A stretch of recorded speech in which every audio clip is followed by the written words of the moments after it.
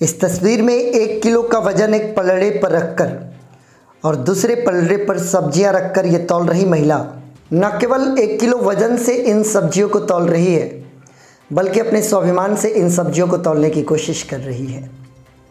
ये तस्वीर संदेश है हम सभी के लिए कि ज़िंदगी के किसी भी पड़ाव पर हम अपने आत्मविश्वास को कम न होने दें। यदि हमारा आत्मविश्वास बना रहेगा तो ज़िंदगी अपने सीढ़ी के पायदानों को चढ़ते हुए अपने मंजिल को अवश्य प्राप्त होगी। गुजारिश है आप तमाम लोगों से कि ज़िंदगी में कभी ऐसा दृश्य अगर हकीकत में दिखाई देते तो बिना ज़रूरत के भी कुछ खरीद कर ही अपने कदमों को आगे बढ़ाइएगा।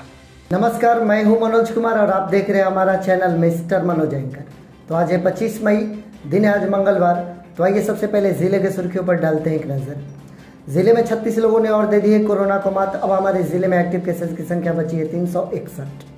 बिहार में बढ़ गया लॉकडाउन की अवधि, 1 जून तक चलेगा नया लॉकडाउन। कई मामलों में वांछित भिखारी यादव को कृष्णावरम पुलिस ने किया गिरफ्तार।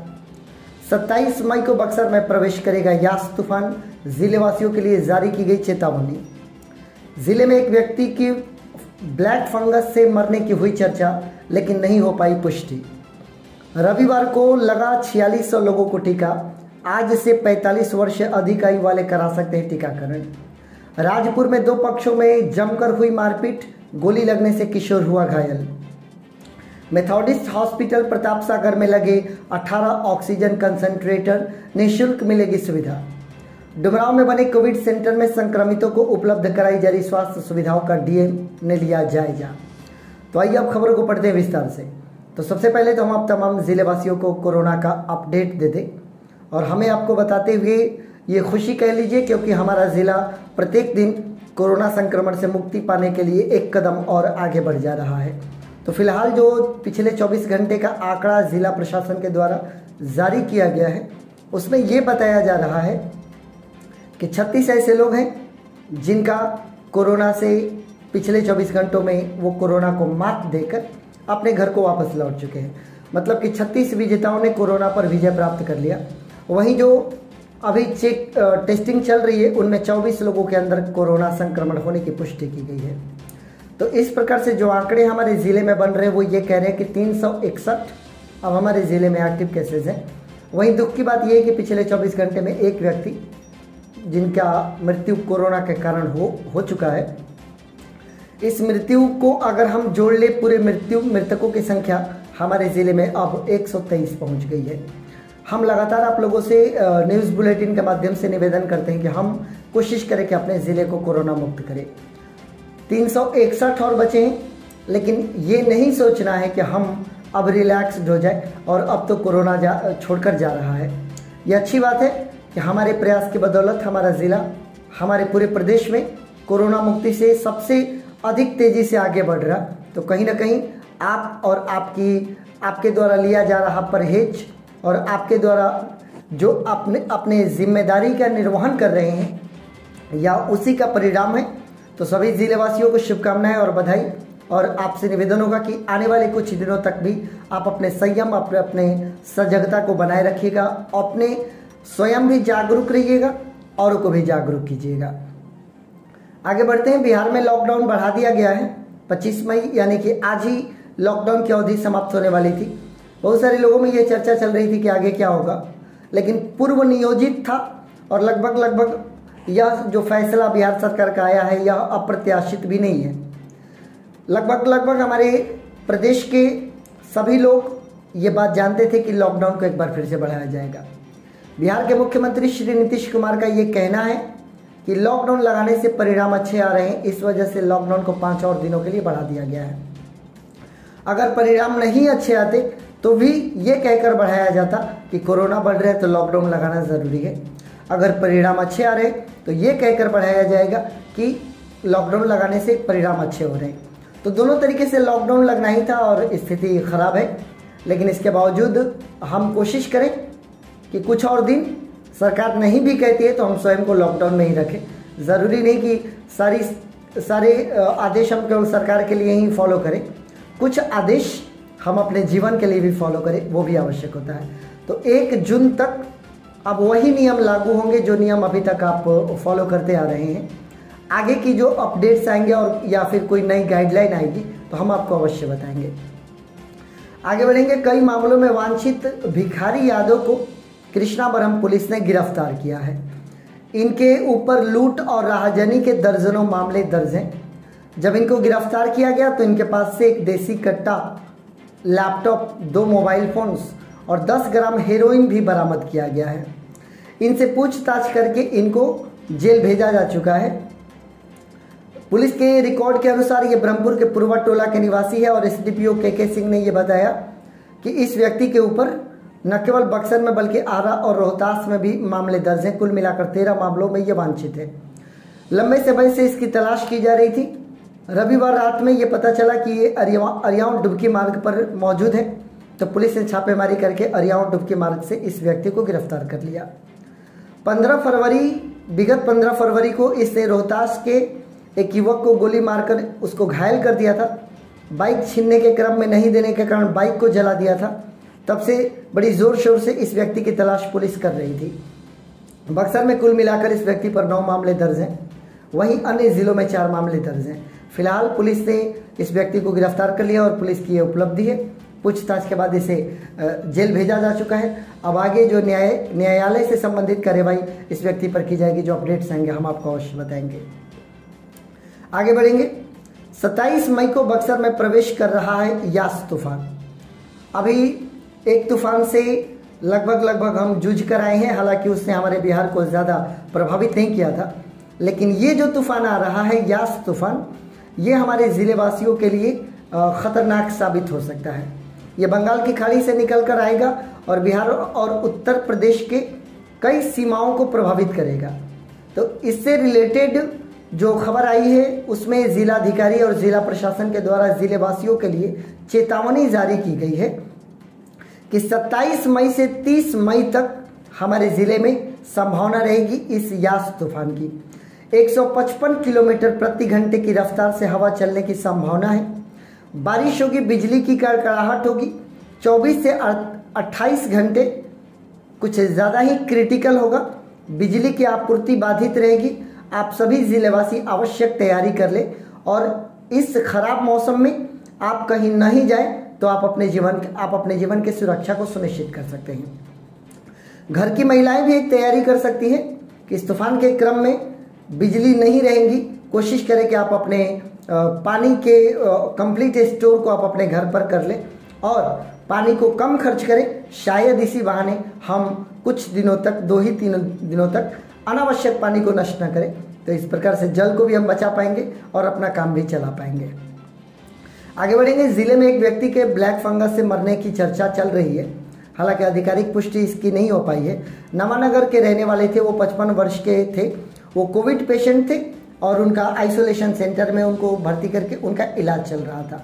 उनके अंदर ब्लैक फंगस के शुरुआती लक्षण देखे गए थे, जिससे कि ये संभावनाएं और आशंकाएं जताई जा रही है कि उनकी जो मृत्यु हुई है उसमें ब्लैक फंगस भी एक बड़ा कारण हो सकता है।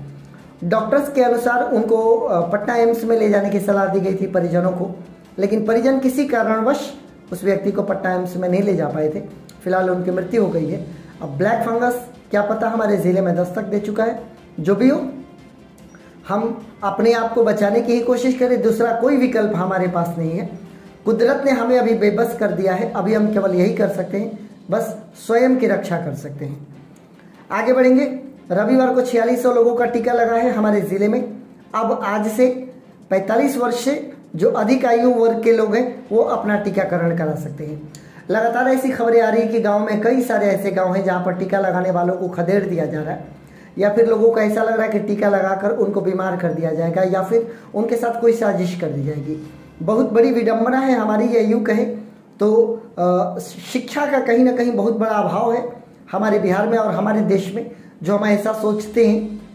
जहाँ पूरा विश्व टीकाकरण के सहारे ही अपने आप को कोरोना मुक्त कर रहा है, जहाँ अमेरिका जैसा कोरोना प्रभावित देश टीकाकरण के कारण अपने आप को सुरक्षित कर लिया, इटली ने सुरक्षित कर लिया, चाइना ने खुद को सुरक्षित कर लिया।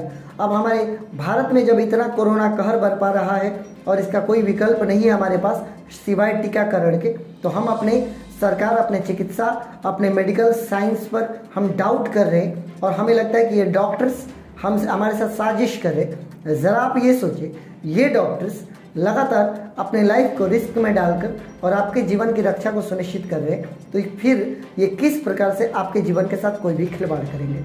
अतः आप ऐसे भ्रम में ना पड़े, ऐसे अफवाह ना फैलाएं और लोगों आप अपने आप को जागरूक बनाएं टीकाकरण के प्रति। और यदि आपके मोहल्ले गांव में कोई व्यक्ति टीकाकरण को लेकर अगर भ्रमित है तो कृपया करके उनके भ्रम को दूर करें और उनको भी जागरूक करें ताकि वो टीकाकरण करा सके। याद रखें, टीकाकरण हर एक व्यक्ति का हमारे देश में होगा तो ही हम मान सकेंगे कि हम कोरोना से मुक्ति पा चुके हैं। आगे बढ़ेंगे। राजपुर में दो पक्षों के बीच जमकर मारपीट हुई है और गोली चली है, जिसमें कि एक किशोर घायल भी हुए हैं। उनको गोली लगी है उनके पैर में। राजपुर के बघेलवा का ये घटना है। बताया जा रहा है कि पुराना विवाद था, पुराने विवाद में यह मारपीट हुई है। ग्रामीणों के अनुसार गुप्तेश्वर सिंह और लाला यादव के बीच ये लड़ाई झगड़ा शुरू हुआ, किसी बात को लेकर पुराना विवाद था इनके पास। लाठी डंडे चलने लगे, गोलियां भी चलने लगी, लोग एक दूसरे पर टूट पड़े। इस क्रम में एक व्यक्ति जिनका नाम गुप्तेश्वर सिंह है वो घायल हो गए और एक किशोर रुपल कुमार जिनके गोली लगने के कारण ये भी घायल हो गए। दोनों घायलों को आनन फानन में बक्सर सदर अस्पताल ले जाया गया, जहां पर गोली लगने के कारण ज़्यादा घायल व्यक्ति को वाराणसी के लिए रेफर कर दिया गया।